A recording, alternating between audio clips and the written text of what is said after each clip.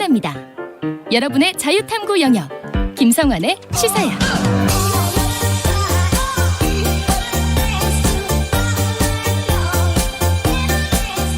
한 주 동안 있었던 이슈 가운데 우리가 조금 더 깊이 들여다봐야 할 정치권 움직임 분석해보는 시간입니다. 뉴스의 외전, 이 시간을 꽉 채워주시는 패널 두 분 소개해드리겠습니다.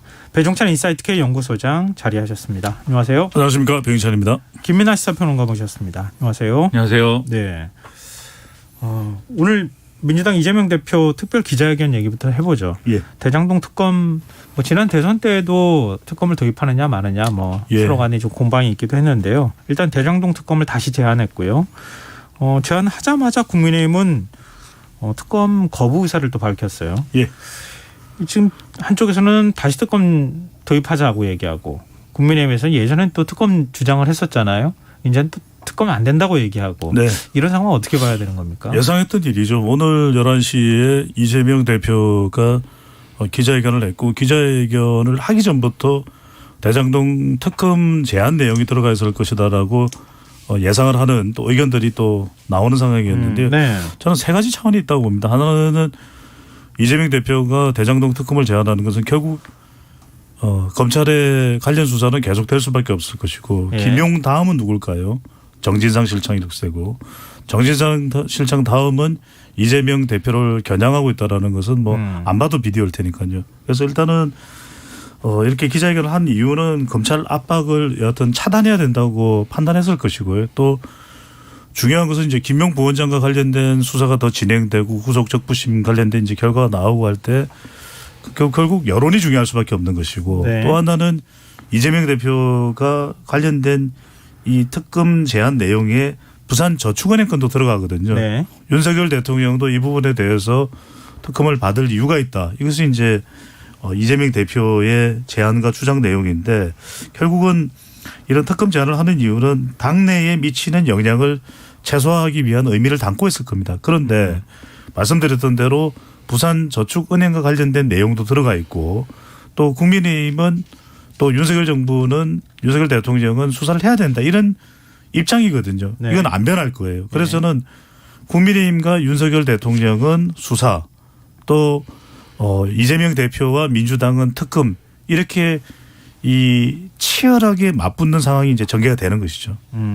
방금 전에 말씀하셨지만 윤석열 대통령 부친 집을 화천대유 대주주 김만배가 네, 누나가 매입한 이 부분에 대해서도 특검해야 된다. 이런 얘기도 같이 좀 포함을 했는데요.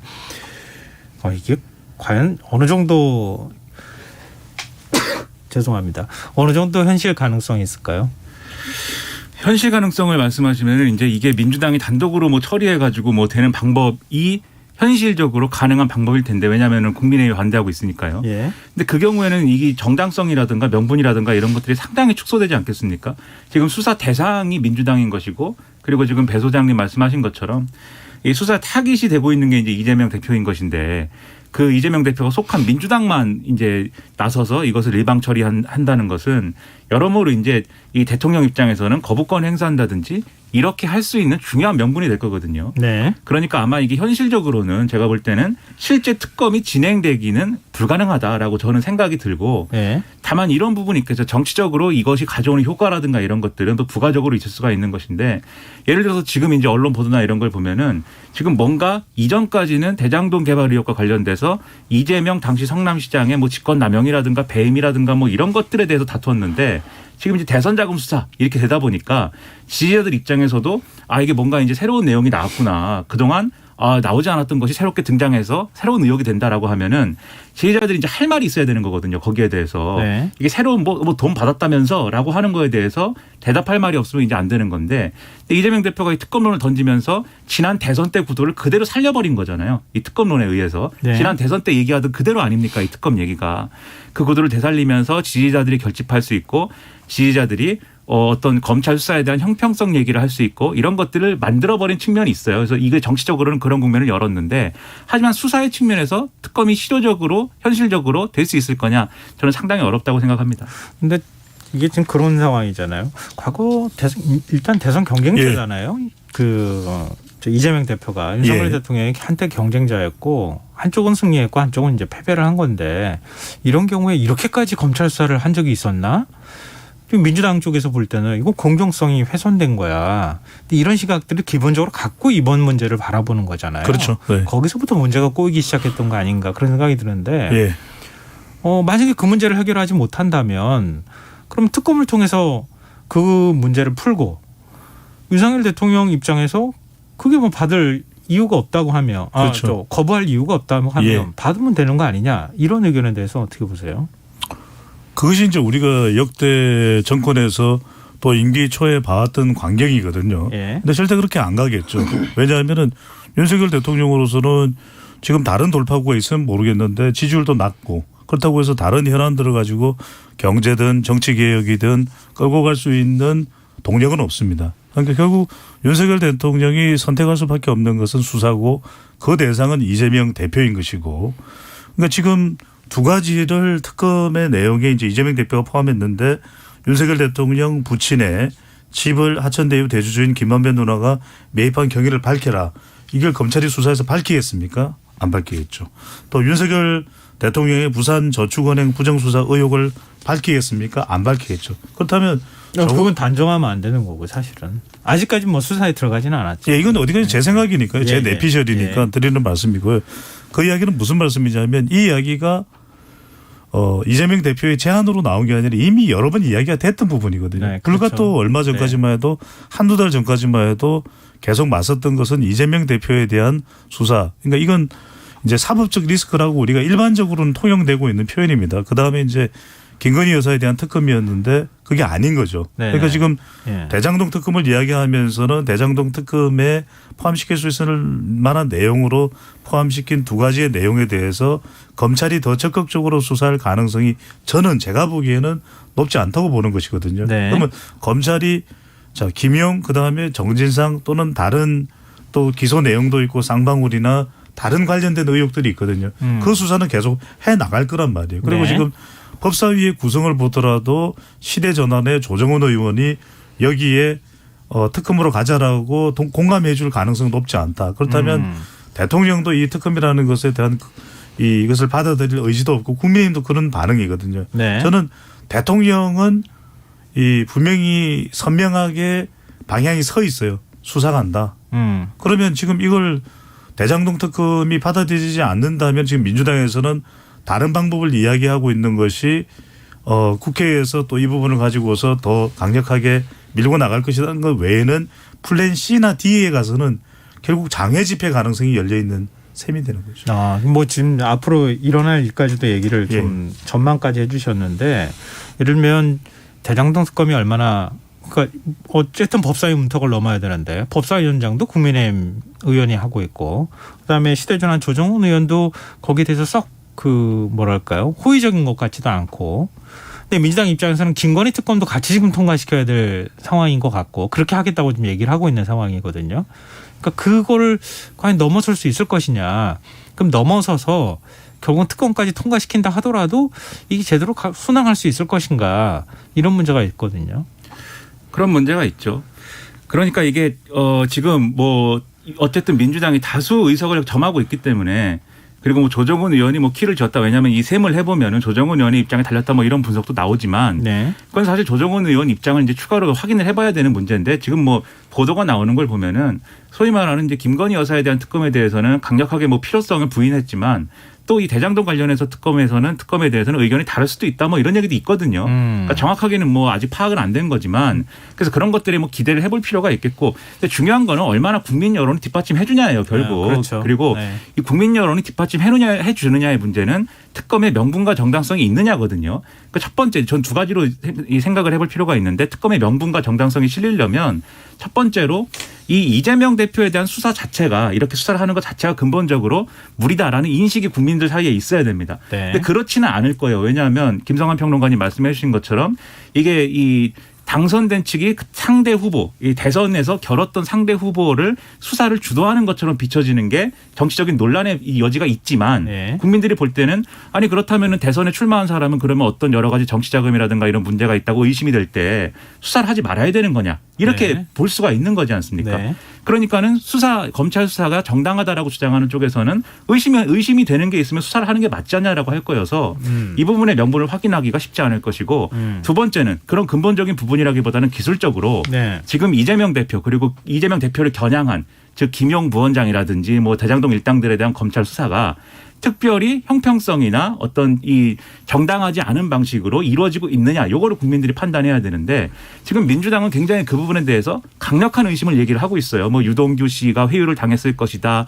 그다음에 여러 정황들을 들어서 네네. 굉장히 뭐 검찰이 부적절한 어떤 이 수사 방식을 쓰고 있다라는 건데 그런데 이것은 민주당이 여러 정황을 들어서 얘기를 하고 있는 수준입니다. 아직까지는 정황이 이렇다라는 것인데 오늘 보면은 유동규 씨도 이 재판 나가가지고 한 얘기나 또는 여기 들어오기 직전에 이제 중앙일보랑 인터뷰한 내용 이런 거 나온 걸 보면은 이런 회유 가능성이나 이런 것들에 대해서는 지금 상당히 강력하게 부정하고 있는 거거든요. 이런 상황이라고 하면은 이 내용을 봐도 국민들이 아직까지는 이 검찰 수사가 부당하다. 완전히 이게 기술적으로 이 되지 말아야 할 것들이 되고 있다라고 믿기는 어려운 조건이어서 지금 국민들의 어떤 이런 마음이나 이런 게 여론이나 이런 것들이 특검의 명분에 확 이제 힘을 실어주기는 좀 어려운 시점이 아닌가라고 저는 생각을 합니다. 네. 우리가 오늘 시간이 많지 않기 때문에 이 네. 말씀을 안 드릴 수는 없을 것 같은데 이게 저는 왜 더 심각할 수 있느냐 하면은 대선 자금 이야기와 대장동이 섞여 있어요. 그러니까 대선 자금의 이야기는 더불어민주당만 물을 수 있는 주제는 아니에요. 왜? 대선은 윤석열 대통령도 대선을 치렀잖아요. 근데 이게 대장동과 관련이 돼 있거든요. 네. 그래서 저는 두 가지 이야기가 나옵니다. 첫 번째는 지금 더불어민주당에서 나오는 이야기는 아니 대선 자금이면 검찰이 대선 후보들에 대해서 다 수사를 해야 되는 것이지 라는 이야기가 나오는 것이고 네. 두 번째는 뭐냐면 유동규 전 본부장과 관련된 부분이에요. 아니 유동규 본부장이 돈을 줬다면 또 일각에서 나오는 이야기입니다. 다 수사를 해봐야 돼. 남욱 변호사가 돈을 마련했다면 네. 그 사람들에 대한 조치가 이루어져야 되지. 왜 돈을 줬다는 사람은 버젓이 석방이 되고 무슨 수사 과정에서도 동거녀와 이렇게 이 서치듯 그런 장면이 연출된 것은 말이 되느냐. 일단 뭐 만나게 해준 건 맞는 것 같고요. 네, 검찰 지금 얘기 들어봐도. 김성환 앵커께서 네. 이야기하시는 대로. 그런데 문제는 뭐냐면 일단 그거 다 떠나서 지금 국민들이 이게 대장동과 섞여 있는 겁니다. 그러니까 네. 그래서 세 번째인데 저는 김영 부원장 건이 매우 중요할 거예요. 왜? 김영 부원장은 세 가지입니다. 하나는 김영 부원장이 돈을 안 받았거나 예. 또 하나는 김영 부원장이 돈을 받았거나 네. 또는 김영 부원장이 돈을 받았고 이것이 대선 자금으로 이재명 대표가 알았든 몰랐든 썼거나 저는 이게 세 번째가 되거나 두 번째가 되더라도 이미지에 엄청난 타격이거든요. 왜냐하면 그렇죠. 현 민주연구원 부원장이기 때문에. 네네. 그러니까 김영 부원장이 돈을 받지 않았다면 이야기는 또 다르게 전개될 수 있겠지만 네. 김영 부원장이 돈을 받고 안 받고가 저는 굉장히 중요한 변곡점이 될 수 있다고 봅니다. 네. 두 분 말씀을 정리해 보면 어찌됐든 수사는 계속 갈 것이다. 예. 이거 하나는 뭐 분명해 보이는 것 같고요. 특검은 참 쉽지는 않다. 정치적 여러 가지 함의를 띠고 있기는 하지만 현실화되는 건 참 쉬운 문제는 아닐 것이다. 그럼 마지막으로 이 수사의 정당성과 관련되어 있는 문제인데 지금 그 김용 민주연구원 부원장에 대한 구속영장 청구가 이루어졌잖아요. 그러니까 영장 심사를 해야 되는 상황인데 만약에 영장이 발부가 돼요. 이러면 상황이 조금 달라지는 거 아닙니까? 단기적으로 보면. 그러면 아무래도 민주당이 좀 수세에 몰릴 가능성도 있지 않을까요? 구속영장에 이제 어떤 혐의가 구체적으로 적시되어 있는지 이런 것들이 변수가 될 수 있겠지만 일단 영장이 나오면은 그거는 우리가 항상 구속영장의 발부 조건을 얘기할 때 일단 첫 번째로 범죄 소명이 됐는가의 문제 예. 그리고 두 번째로 이제 증거인멸이나 도주의 우려가 있는가의 문제 이걸 판단하지 않습니까? 그런데 어쨌든 영장이 나오면은 어느 정도 이제 범죄 혐의가 소명됐다는 측면이 되기 때문에 예. 최소한 김용 부원장이 어떤 명목을 댔든 이게 김용 부원장이 대선 자금을 내놓으라고 했든 뭐가 됐든 어쨌든 돈을 받은 것은 어느 정도 사실일 것이다라는 게 성립이 아마 될 거예요. 이 여론의 차원에서는 네. 저 돈을 받았으니까 구속이 됐다 이렇게 될 거기 때문에 지금 말씀하신 대로 구속영장이 나오면은 이제 상당히 치명적인 어떤 그러한 정치적 타격이 될 것이고 뭐 기각이 된다 그러면 다시 또 민주당에서 할 말이 생기겠죠. 거봐라 검찰 수사가 무리하지 않았느냐 형평성에 안 맞지 않았느냐 이렇게 될 거기 때문에 오늘 밤 굉장히 중요한 밤이 또 됩니다. 근데 이제 사실 뭐 그동안의 전례에 비춰봤을 때 우리 지금 언론 보도를 봐도 그렇고 구속영장 심사하거나 이런 내용이 거의 그대로 보도가 될 가능성이 있거든요. 네. 이미 조금씩 나오는 것 지금 같아요. 이제 네. 뭐 과거에 검찰이 뭐 특수부가 여론을 많이 이제 여론전을 많이 펼친다 이런 얘기가 있던 것처럼 그게 그대로 만약에 다 나온다고 하면 그러면 아주 상세한 돈을 받는 과정에 있는 얘기들이 나올 가능성이 있고, 근데 그렇게 될 경우에는 민주당이 계속 특검으로만 얘기하기에는 좀 쉽지 않은 상황으로 보일 그렇죠. 가능성도 있다. 일부 돈을 받은 정황에 대한 이야기들이 흘러나오고 있죠. 네, 맞습니다. 결국은 뭐 지금 얘기 나오는 것처럼 유동규와 그 대장동 일당이라고 하는 사람들은 한 배를 탄 거나 마찬가지이기 때문에 그걸 뭐 법리적으로나 아니면은 증거를 가지고 돈을 받지 않았다는 거를 반박하기는 참 쉽지는 않은 상황이잖아요. 뇌물 사건들이 보통 그렇기 때문에 그 이후 상황을 좀 저희가 지켜보면서 얘기를 더 해야 되지 않을까 싶습니다. 자, 지금 여러분께서는 KBS 1라디오 김성환의 시사를 듣고 계십니다. 뉴스 외전 김민아 시사평론가, 배종태나 인사이트 K연구소장 두 분 패널과 함께하고 있습니다. 자, 우리 뭐 늘 매주 금요일마다 여론조사를 좀 살펴보잖아요. 오늘 나온 갤럽 여론조사 한번 좀 살펴봤으면 좋겠는데 민주당 지지율이 하락한 것으로 나타났어요. 한국 갤럽이 자체적으로 제가 하는 거죠? 네, 맞습니다. 뭐 지키지 않아도 알아서 자동으로. 네. 자동입니다. AI. 자동으로. 예. 한국 갤럽이 자체적으로 지난 18일부터 20일까지 사흘간 전국 만 18세 이상 1,000명을 대상으로 조사를 했습니다. 국민의힘과 더불어민주당이 33% 동률을 이제 기록을 했다라는 건데, 정당 지지율이요. 예. 국민의힘 지난주와 비교해서 1%포인트가 상승한 수치고 민주당은 이제 5%포인트가 하락한 수치였습니다. 무당층은 이 전체의 28%, 정의당을 지지한다는 5%였다라는 내용인데, 예. 이 자세한 내용은 중앙선거 여론조사 심의 홈페이지를 참조하시면 된다고 합니다. 우리 AI 배종찬 소장께서 예. 분석해 주셔야죠. 한국 갤럽 조사가 주는 의미가 저는 참 크다고 봅니다. 이번 주에. 왜냐하면 일단 그래요? 우선은 더불어민주당의 지지율이 5%포인트 내려갔고 국민의힘은 조금 올라갔죠.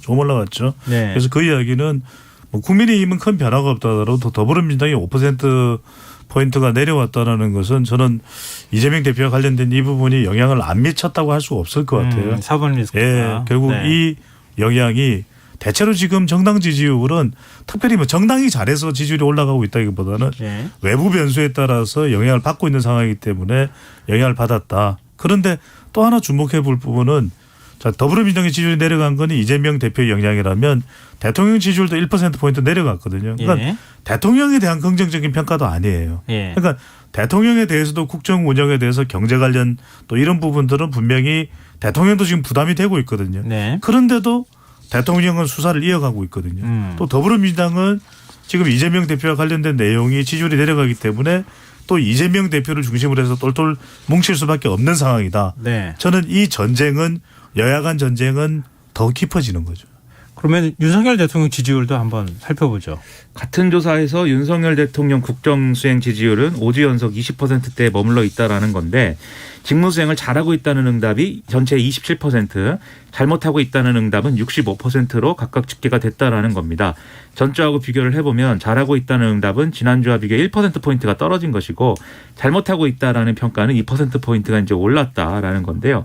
부정평가 이유를 보면은 외교 이렇게 답변한 게 전체 14%, 그다음에 경제 민생을 살피지 않음, 경험, 자질이 부족, 무능함 등이 10%, 전반적으로 잘못하고 있다 8%, 독단적, 일방적이다 6% 등이었습니다.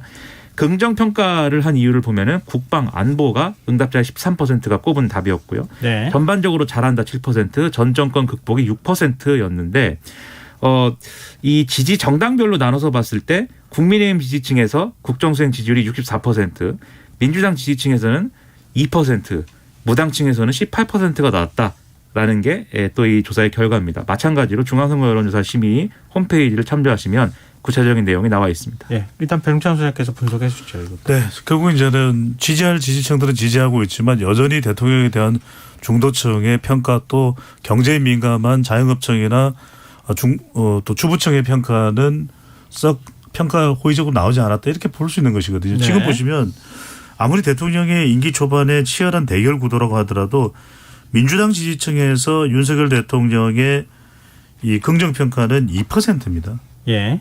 2%입니다. 아무리 야당이라고 하더라도 그 이야기는 지금의 대결 구도가 일단 대통령의 지지율을 지금 붙들고 있는 상황이고 예. 이 상황 속에서 북한 미사일로는 대구 영북이나 60대, 70대가 결집은 됐지만 결국 경제와 민생 부분에 있어서는 좋은 평가를 못 받고 있어서 1%포인트 내려갔다라고 봐야겠죠. 물론 이제 사실 여론조사 큰 변화가 아니기 때문에 그걸 뭐 사실 주의해야 되는 건데 1%포인트 움직인 걸 가지고 어떤 데는 뭐 일부 언론은 껑충 뛰었다 뭐 하락했다 이렇게 표현해야 되는데 그렇게 하면 사실 안 되는 것 같고 거의 제자리였다 이렇게 보는 게 일단은 가장 객관적인 평가일 것 같은데요. 근데 제자리였다고 하는 추세가 나온 거는 어찌 보면 지금 민주당한테 그렇게 썩 좋은 환경이 조성되어 있는 것 같아 보이지는 않는데 아까 사법 리스크 얘기도 하셨지만 그리고 감사 결과 그리고 문재인 정부 인사들에 대한 이딴 구속영장 청구 대통령 비서실장도 지금 검찰 수사를 받는 상황이란 말이에요. 북한이 군사적인 어떤 움직임을 많이 보이면 볼수록 국민들 입장에서는 사실 우리도 맞대응해야 되는 거 아니냐라고 하는 여론도 생겨날 수 있고 그렇게 보면 윤석열 대통령 지지율이 아무리 떨어졌다 하더라도 좀 지지율이 움직였어야 되는 거 아닌가라는 생각이 들거든요. 근데 왜 지지율이 별로 안 움직이는 현상이 나타났을까요? 일단 모든 이제 뭐랄까요 호재성 사건이 다 나왔는데 왜 오르지 않느냐 이런 고민은 분명히 있습니다. 네. 예를 들면 이재명 대표에 대한 수사, 그다음에 문재인 전 대통령을 겨냥한 이른바 이제 북한 문제에 대한 북한과 관련된 문제에 대한 여러 가지 수사. 그리고 이제 지금 북한의 또 이 미사일 도발이라든가 이런 것들이 종합적으로 다 나왔는데 이런 국면이 이제 보수층이 상당히 결집을 하고 이런 게 있어야 되는데 이제 그것을 전제하고 지금 지지율이 올랐다라고 볼 수는 없다라는 게 지금 문제인 것이죠. 근데 이게 잘 이 계층별 지지율의 이동이나 다른 여론조사 결과나 이런 것들 다 종합해서 다음 주까지 좀 지켜볼 필요는 있는 것 같아요. 왜냐하면 어쨌든 지금 이 수사의 어떤 속도가 붙고 뭐 계속해서 관련된 이 소식이 나오고 하면은 일부 보수 지지층이 이제 결집을 하고 그게 지지율에 반영된 여진이 있다고 봅니다. 다만 그게 뭐 드라마틱하게 갑자기 이제 윤석열 대통령 30%대 중반을 막 넘어가지고 40%대로 가고 막 이런 그림은 전혀 아닐 거고요. 소폭 상승에 그칠 것인데 그래서 지금 여기에 대해서 대통령실이 어떤 고민을 하고 있느냐가 굉장히 중요합니다. 이런 수사라든가 뭐 이 상대편 때리고 뭐 과거 정권 탓하고 이런 것들은 한계가 있는 것이고 결국은 중도층을 설득을 해야 지지율이 유의미하게 오르는 거고 그 중도층을 설득할 수 있는 문제라는 것은 민생, 경제 이런 부분에 집중하는 모습을 보여줘야 되고 그렇게 하려면 수사는 수사대로 가더라도 이 민생과 경제를 위해서는 야당을 포용하고 여러 가지로 실제로 성과를 낼 수 있는 것들을 국회에서 논의하자라고 제안할 수 있어야 되거든요. 근데 이번 주에도 이제 쭉 윤석열 대통령의 언행이라든지 이런 걸 보면은 뭐 종북 주사파라고 하고 이게 대결적인 구도로 막 간단 말이죠. 그래서 이런 것들이 설사 보수층이 지지율이 결집하는 현상이 일어나더라도 예를 들면 중도층에서 뭐 추가 하락이 있다든지 이런 일로 이어질 수가 있기 때문에 유의미한 지지율 상승이 안 이루어질 가능성이 저는 높다고 생각하거든요. 다음 주에. 그러니까 오른 만큼 깎아먹는 이 문제를 해결하기 위해서는 태도를 바꿔야 되고 전략을 바꿔야 된다. 저는 그렇게 얘기를 하고 싶습니다. 이게 보통 이제 대통령이 정치라고 하는 거는 예를 들어서 검찰이 수사를 해요. 야당 대표를 수사하거나 전임 정권을 수사한다 하더라도 대통령은 오히려 야당을 이렇게 거꾸로 품어하는 모습을 보여야지 기본적인 뭐 ABC라고 해야 되나요? 근데 그런 모습이 나타나면 또 국민들 입장에서는 또 생각이 좀 뭐랄까요? 아, 이건 정치적 의도가 없이 가는 것 같다. 이런 느낌을 받을 텐데 윤석열 대통령은 김민하 평론가 지금 얘기하신 것처럼 협치 대상 아닌 것 같은데 이런 태도로 보인다는 거예요. 그러니까 윤석열 대통령이 그렇게 정무적 발언을 하거나 정치적 태도를 취하지 못하는 거죠. 그렇다면 저는 아예 관련된 이야기를 안 하는 게 더 나을 겁니다. 그러니까 일체 정치와 관련되는 이야기는 하지 말고 대통령은 적어도 경제와 관련된 부분 물론 이제 질문은 나올 수밖에 없겠지만 정말 원론적인 이야기를 하고 오히려 더 경제 민생과 관련된 이야기를 많이 하고 저는 경제 민생과 관련된 부분은 또 더불어민주당과 협치를 해야 됩니다. 그러니까 적어도 수사와는 저는 분리된 대통령의 행보가 필요하다. 지금도 대통령실에서 나오는 발표는 비상경제 민생회의를 하겠다 이런 이야기가 나오고 있거든요. 저는 이걸 진정성 있게 한덕수 국무총리가 가지고 있는 전문성이 경제라면 이 부분에 더 그 역할을 할 수 있도록 해야 되는 거죠. 제가 우리 시간을 통해서도 말씀드렸지만 경미야. 이 경미는 뭐냐면 경제로 미래로. 그러니까 이렇게 가면은 자영업층이나 블루칼라층이나 이게 올 수가 있는 것이거든요. 다른 말씀이 아니라 그렇게 됐을 때 지지율이 올라갔을 때 대통령의 운신의 폭이 훨씬 더 높다. 저는 이제 양국관리법 관련해서도 대통령이 굉장히 구체적인 발언을 했는데 이게 뭐 찬반이 참 엇갈리는 그런 지금 반응들이 나오고 있습니다. 그렇다면 이 부분도 그럼 한 머리를 맞대보자. 야당하고 협의를 해서 그러면 양곡 제대로 관리법을 따로 만들 수도 있는 것이거든요. 양곡 네. 관리법에는 양곡 제대로 관리법. 그러면 더 나은 법이 만들어지는 것이기 때문에 네. 저도 농민 몇 분들하고 취재를 해보니까 좀 의견이 엇갈리더라고요. 이거는 여야 간에 머리를 맞대고 토론을 하면 더 나은 방안이 생길 수가 있는 거죠. 특히 지금 여야 간에 머리를 맞댈 분위기가 아니라는 게 지금 문제인데. 그러니까요. 근데 그런 게 있는 것 같아요. 우리가 이제 마지막으로 시간이 많지는 않아서 저희가 뭐랄까요? 어떤 방식으로 정치를 해야 될지에 관한 부분하고 연결된 얘기일 것 같은데요. 정치 고관여층 입장에서 바라보면 윤석열 대통령, 윤석열 정부 지켜야 한다고 하는 쪽도 있을 거고 윤석열 대통령 지금 뭐 검찰이나 감사원 감사라든가 지금 그리고 대통령의 언행이라든가 이런 거 보면서 이건 안 되겠다, 싸워야 되겠다고 하는 쪽도 있겠지만 정치 저관여층 특히 이제 중도 영역에 있는 이런 국민들 입장에서 바라볼 때는 누가 민생에 대한 화두라든가 또 뭐 예를 들면 입법하는 과정에서 민주당이 그건 주도권을 질 수 있으니까 이럴 때 얼마나 뭔가 능력이 있거나 국민들 편에서 뭔가를 문제를 처리하는 능력을 보여주느냐 이게 중요하지 않겠습니까? 그게 결국은 여론을 좌우하지 않을까요? 그렇습니다. 네. 그러니까 이게 지금도 민주당이 이 이재명 대표를 겨냥한 수사에 대해서 대응하지 않을 수 없을 거예요. 결국은 대응을 하는 방법만이 있는 것인데 다만 그 대응은 대응대로 하면서 국회 다수당이기 때문에 네. 그 다수당의 책임을 다하고 그 다수당의 책임을 다하는 방식은 자신들이 원하는 법을 막 뭐 다 다수로 밀어붙인다 이런 게 아니라 정말 여당과 정부와 의견이 다르지만 그 다른 부분을 한번 절충하고 조율해보겠다. 그걸 통해서 결과를 내겠다. 이런 방식으로 접근하는 게 필요한 거거든요. 근데 지금 그래서 좀 이 이재명 대표 수사 문제를 약간 저는 너무 이제 지금은 뭐 조작이다. 그다음에 이게 뭐 의심스럽다. 검찰의 의도가 있다. 이런 말만 나오지만 저는 그 부분하고 분리된 여러 가지 얘기를 같이 했으면 좋겠어요. 그렇게 네. 해야 국민들 네. 입장에서 안심을 하고 마찬가지로 윤석열 대통령도 그렇고 여당도 그렇고 그런 데에 있어서의 메시지를 내야지 수사는 수사대로 검찰 수사를 두자. 대신에 우리는 국회가 할 일을 하자. 이런 예, 메시지가 예. 나와야지 예. 막 무슨 뭐 이 죄를 안 지면 되는 거 아니냐고 뭐 이렇게 가면 안 싸울 수가 있겠습니까? 싸우지 않는 방향으로 가야죠. 꼭 저는 극단화된 이런 방식으로. 말씀을 예. 드려야 될 것 같아요. 그러니까 네. 저는 항상 세계에 있는 것이 바로 처칠과 애틀리의 사이입니다. 네. 보수당 노동당으로 다르지만 그 전쟁이 발생했을 때 누구보다도 손을 맞잡고 처칠이 이 서거했을 때 가장 슬퍼했던 사람이 애틀리거든요. 저는 네. 국정감사 맹탕이다 이런 이야기를 하는데 정말 이럴 때 힘을 합해야 됩니다. 국민들의 대표거든요.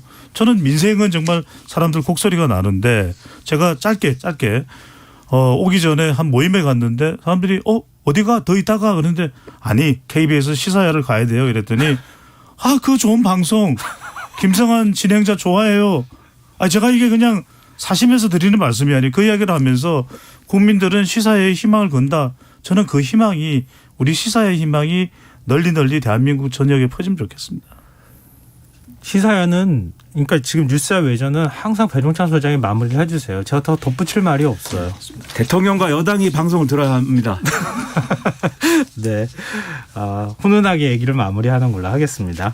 오늘 뉴스야 외전 여기까지 하겠습니다. 지금까지 배종찬 인사이트K 연구소장 김민아 시사평론가 두 분과 함께했습니다. 오늘 말씀 고맙습니다. 고맙습니다. 감사합니다. 김성환의 시사회는 청취율 조사기가 맞아서 청취자 여러분들과 소통하는 이벤트 진행하고 있습니다. 이번 주는 청취자 여러분들의 마음을 살찌우는 코너가 무엇인지 여러분의 지식을 충전해주는 코너는 무엇인지 문자 받고 있는데요. 1403님 배종찬 소장님 항상 칼날처럼 국민들의 마음을 잘 읽어주셔서 듣기 좋습니다. 김민아 평론가님도 정치 시사적인 내용을 종합적으로 짚어줘서 이해가 쉽고 귀에 쏙쏙 들어옵니다. 시사야 항상 청취하고 있지만 문자는 처음 보내봅니다. 이렇게 의견 주셨습니다. 감동입니다. 감사합니다. 배종찬 소장 그 경미야 뭐 이런 거 좀 예. 매력 있게 느끼시는 분들 많으실 거예요. 경미야. 3747님 방과 후 수업을 마치고 귀가 중입니다. 하루를 마감하는 김성환의 시사에 모두 유익하지만 곽재용 기자와 김민아 시사평론가가 격일제로 하는 뉴스브리핑 시간이 참 좋습니다. 매주 금요일 배종찬 소장의 약간은 썰렁한 말씀도 촌철살인의 말씀이신 것 같아요. 청취율 조사에서는 꼭 1등 하시기 바랍니다. 이렇게 의견 주셨습니다. 이분은 진짜로 매일 들으시네요. 최고네요. 감사합니다. 되네요. 네. 네. 예, 청취율 조사 기간엔 저희가 평소보다 많은 분들께 선물 드리는 거 아시죠? 추첨 통해 영화 관람권 2매와 팝콘을 드실 수 있는 모바일 쿠폰 5분께 보내드리니까요. 많은 참여 부탁드립니다. 문자 번호는 샵9730이고요. 짧은 문자는 50원, 긴 문자는 100원의 정보 이용료가 부과됩니다.